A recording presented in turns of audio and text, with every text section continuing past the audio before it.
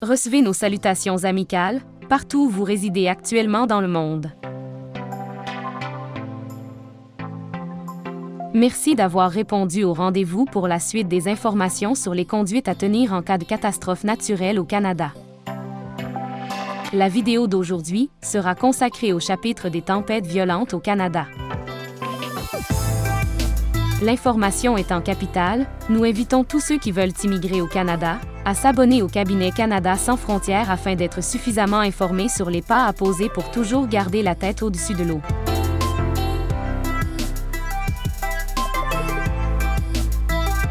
Permettez-nous de vous poser cette question: où voulez-vous résider au Canada?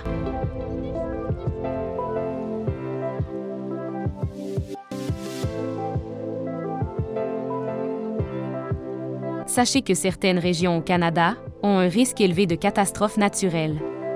Le savoir plus tôt vous évitera de commettre certaines erreurs fatales. Pour ce faire, abonnez-vous, simplement, au cabinet Canada sans frontières. Et vous réussirez votre projet d'immigration au Canada en atteignant tous vos objectifs que vous vous êtes fixés au départ. Souvenez-vous de liker la vidéo. Partagez cela massivement avec vos frères et sœurs, vos amis, bref vos proches, qui planifient d'immigrer au Canada.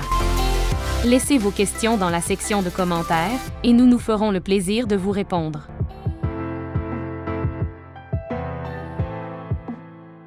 Les tempêtes violentes au Canada. Les orages, la grêle, les blizzards, les tempêtes de verglas, les vents violents et les pluies torrentielles peuvent survenir rapidement et mettre en péril la vie et les biens. Les tempêtes violentes peuvent se produire dans toutes les régions du Canada, quelle que soit la saison. Écoutez les stations de radio ou de télévision de votre région pour être au courant des alertes météorologiques et des conseils. Gardez à portée de main une radio à pile ou à manivelle, car il y a souvent des pannes de courant pendant les tempêtes violentes.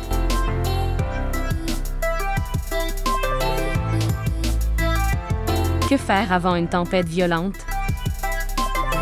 Avant de vous présenter les conduites à tenir, voyons d'abord quelques aspects de différents types de tempêtes violentes. Le blizzard. Généralement, pendant un blizzard, les vents soufflent à 40 km/h ou plus, causant une réduction généralisée de la visibilité à 400 mètres ou moins, en raison de poudrerie ou d'une combinaison de poudrerie et une chute de neige, et ce, pour une durée d'au moins 4 heures.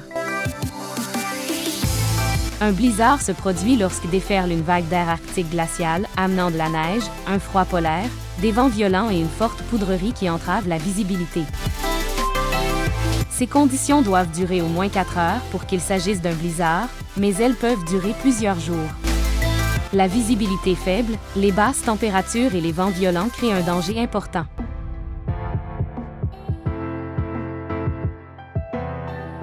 Au Canada, les blizzards accompagnés de vents violents surviennent plus fréquemment dans les prairies, l'est de l'Arctique et l'est de l'Ontario. La Colombie-Britannique, les zones près des Grands Lacs, le sud et l'est du Québec et les provinces de l'Atlantique sont particulièrement vulnérables aux abondantes chutes de neige. Il peut y avoir du verglas presque partout au pays, mais cela est plus fréquent en Ontario, au Québec et dans les provinces de l'Atlantique.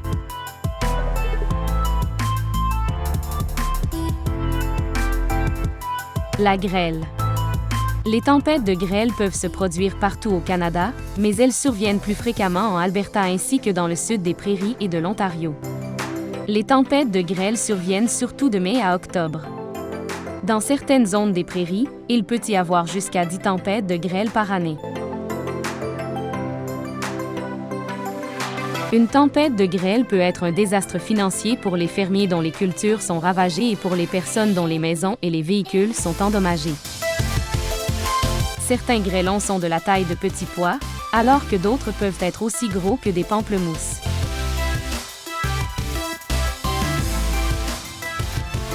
Les pluies torrentielles. Les pluies torrentielles peuvent entraîner des inondations. C'est le cas surtout quand le sol est encore gelé ou qu'il est déjà saturé en raison de tempêtes antérieures. Les pluies torrentielles peuvent également provoquer des inondations, surtout lorsqu'elles coïncident avec la fonte du printemps. La tempête de verglas. La pluie verglaçante est dure, adhère à toutes les surfaces et est plus glissante que la neige. En petite quantité, elle est dangereuse. En grande quantité, elle peut être catastrophique. La foudre. La foudre survient lorsque l'air devient chargé d'électricité pendant un orage. La foudre voyage à près de 40 000 km par seconde. Pour plus d'informations, abonnez-vous au cabinet Canada sans frontières. L'orage. Les orages sont souvent accompagnés de vents violents, de grêle, de foudre, de pluies torrentielles et de tornades. Un orage ne dure généralement pas plus d'1 heure, mais une série d'orages peut s'abattre pendant plusieurs heures. Le vent. Les vents forts, particulièrement les vents soufflant par rafale, peuvent causer des dommages aux propriétés ou transformer un objet mobile en dangereux projectile et créer des conditions de déplacement dangereuses qui diminuent la capacité de conduire votre automobile de façon sécuritaire. Lorsqu'il y a un avertissement de vent dans votre région, vous pouvez vous attendre à des vents soutenus de 60 à 65 km/h ou plus dans l'arrière-pays, ou à des vents atteignant des rafales de 90 km/h ou plus. Mettez en sécurité ou rangez les objets mobiles comme les meubles de plein air et les poubelles, mettez votre automobile dans le garage et amenez le bétail à l'abri. Avec des vents atteignant entre 60 et 70 km/h, vous aurez de la difficulté à garder votre équilibre et à marcher face au vent. Le vent peut également faire tomber des brindilles et de petites branches qui peuvent être dangereuses. Demeurez donc à l'intérieur jusqu'à ce que les conditions soient sécuritaires. Ainsi, préparez-vous. Faites le plein d'huile de chauffage et de nourriture préparée ainsi que de lampes de poche et d'une radio à pile ou à manivelle et de piles de rechange. Lorsqu'une tempête violente se prépare, le Service météorologique du Canada émet des veilles, des avertissements et des avis par l'entremise de stations de radio et de télévision, du site Internet météo, de lignes téléphoniques automatisées de renseignement et du site Radio Météo d'Environnement Canada. Autre conseil pour la préparation. Lorsqu'on annonce une tempête violente, ancrez tout ce qui pourrait être emporté ou arraché par le vent, que ce soit dans la maison ou à l'extérieur. Lorsqu'ils sont emportés par les vents violents, les objets comme les poubelles et les meubles de jardin peuvent non seulement blesser les gens, mais causer d'importants dommages matériels.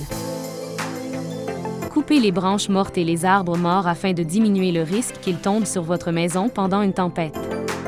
Si vous êtes à l'intérieur, éloignez-vous des fenêtres, des portes et du foyer. Vous pouvez vous réfugier dans l'endroit que votre famille et vous avez choisi dans le cadre de votre plan d'urgence. Si les autorités locales vous demandent d'évacuer les lieux, faites-le. Emmenez avec vous votre trousse d'urgence. L'utilisation d'un téléphone ordinaire pendant une tempête violente comporte des risques. Ayez recours à un téléphone cellulaire. Ne vous aventurez jamais en bateau par temps orageux. Si vous êtes déjà sur l'eau et voyez le mauvais en s'approcher, dirigez-vous immédiatement vers la rive.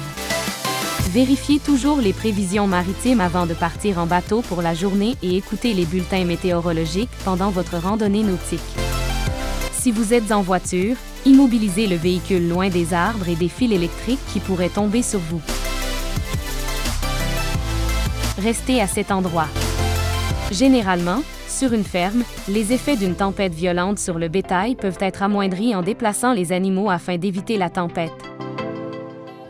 En atténuant les répercussions de la tempête lorsqu'on ne peut l'éviter, ou en mettant à l'abri les animaux. Assurez-vous qu'ils auront suffisamment à boire et à manger.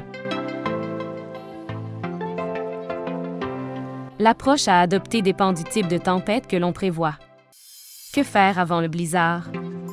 À l'approche d'un blizzard ou d'une forte poudrerie, il est prudent d'attacher un cordage de sécurité entre la maison et les bâtiments de ferme qu'il vous faudra visiter pendant la tempête.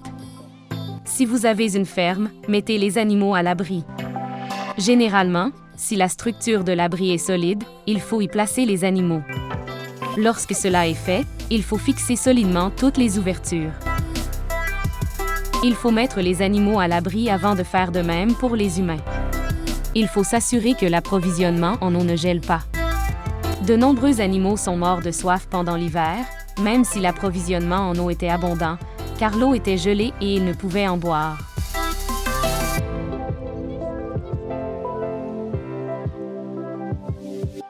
Que faire avant la grêle? Si l'on prévoit de la grêle, stationnez votre véhicule dans le garage pour le protéger.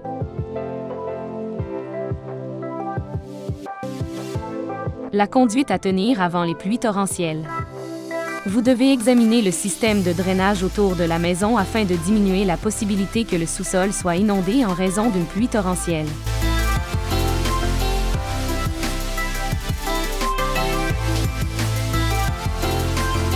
L'orage. Avant un violent orage, débranchez les radios et les téléviseurs et écoutez les bulletins météorologiques sur votre radio à pile.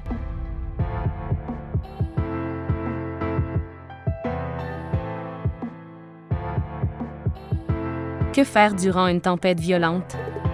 Si vous êtes à l'intérieur, éloignez-vous des fenêtres, des portes et du foyer. Vous pouvez vous réfugier dans l'endroit que votre famille et vous avez choisi dans le cadre de votre plan d'urgence. Si les autorités locales vous demandent d'évacuer les lieux, faites-le. Emmenez avec vous votre trousse d'urgence.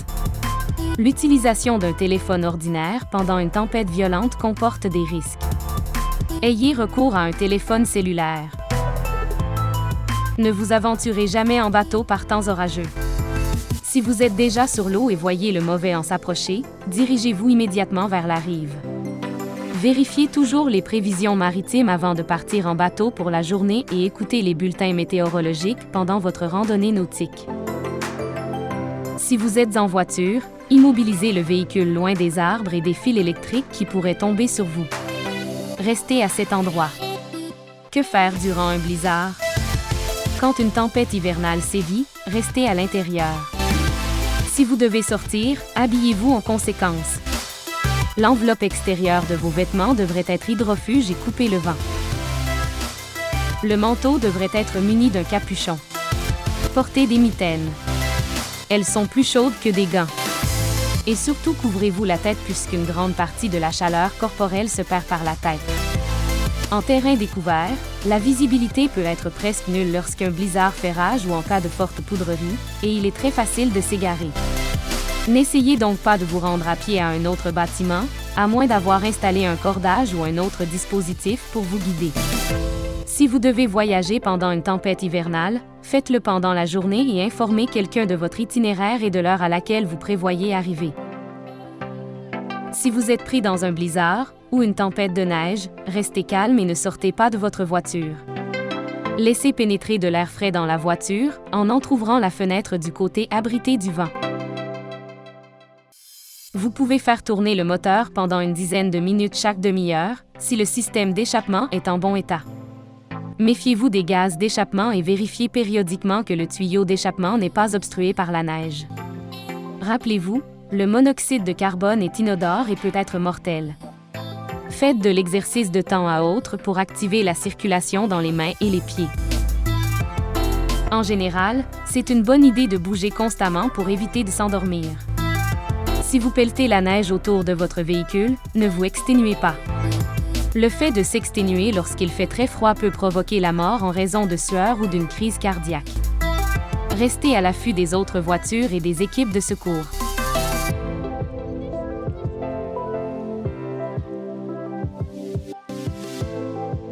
Que faire durant la grêle? Quand la grêle commence à tomber, abritez-vous. Ne sortez pas recouvrir vos plantes, votre voiture ou vos meubles de jardin, et n'allez pas au secours des animaux restés dehors. La grêle s'abat au sol à grande vitesse, surtout quand elle s'accompagne de vents violents. Et bien qu'elle n'ait jamais causé de décès au Canada, plusieurs personnes ont souffert de graves blessures. Lorsqu'une tempête de grêle survient, restez à l'intérieur et tenez vos animaux et vous-même loin des fenêtres, des portes en verre et des puits de lumière qui peuvent se fracasser lorsque frappés par des grêlons. Évitez d'utiliser le téléphone et ne touchez pas d'objets métalliques, comme des fours, des radiateurs, des tuyaux de métal et des éviers. Lorsqu'une tempête de grêle survient, trouvez un abri et évitez les passages inférieurs ou les basses terres qui sont sujettes aux inondations.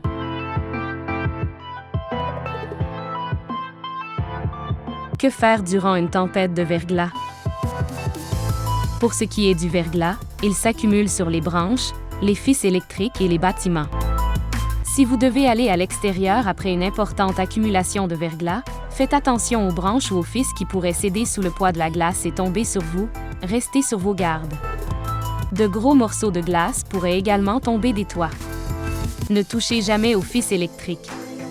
Un fil qui pend peut être chargé, sous tension, et vous pourriez vous électrocuter. Souvenez-vous également que la glace, les branches et les fils électriques peuvent continuer à casser et à tomber pendant plusieurs heures après la fin des précipitations. Souvenez-vous que la pluie verglaçante, même en petite quantité, peut rendre les routes très glissantes. Il est donc déconseillé de prendre la route quand on prévoit de la pluie verglaçante et pendant plusieurs heures après la tempête, pour donner le temps aux équipes d'entretien de procéder à l'épandage de sable ou de sel sur les routes glacées. L'arrivée rapide d'une tempête de verglas combinée avec le risque de blizzard augmente la possibilité d'hypothermie extrême. Si vous avez une ferme, mettez rapidement le bétail dans un abri où l'on trouve de la nourriture. Bien souvent, durant une tempête de verglas et immédiatement après, le fourrage est temporairement inaccessible. Les réactions des animaux sont semblables pendant les tempêtes de verglas et les blizzards.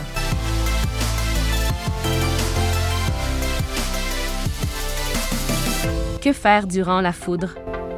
Mettez-vous toujours à l'abri lorsqu'il y a de la foudre. Il n'y a aucun endroit qui soit sécuritaire à l'extérieur lorsqu'une tempête violente frappe. Un bâtiment couvert ou un véhicule à toit rigide sont des abris sûrs. Si vous pouvez voir la foudre ou entendre le tonnerre, vous êtes en danger. Trouvez un abri immédiatement. Attendez au moins 30 minutes après le dernier grondement du tonnerre avant de retourner à l'extérieur. Ne vous promenez pas à bicyclette, à motocyclette, en tracteur ou en voiturette de golf. Ils ne vous protégeront pas contre la foudre lorsqu'elle frappe.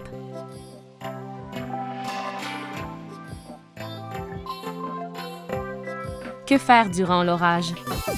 Par temps orageux, ne touchez pas aux objets conducteurs d'électricité, comme les téléphones à fil, les appareils électroménagers, les éviers, les baignoires, les radiateurs et les tuyaux en métal.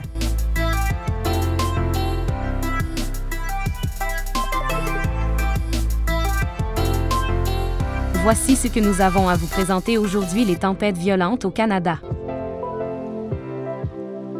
Retrouvons-nous dans notre prochain épisode pour la suite de ce qu'il faut faire avant, pendant et après une catastrophe naturelle au Canada. Merci de liker la vidéo et surtout de vous abonner au cabinet Canada sans frontières pour réussir votre projet d'immigration au Canada. Cabinet Canada sans frontières, immigrer au Canada en toute assurance.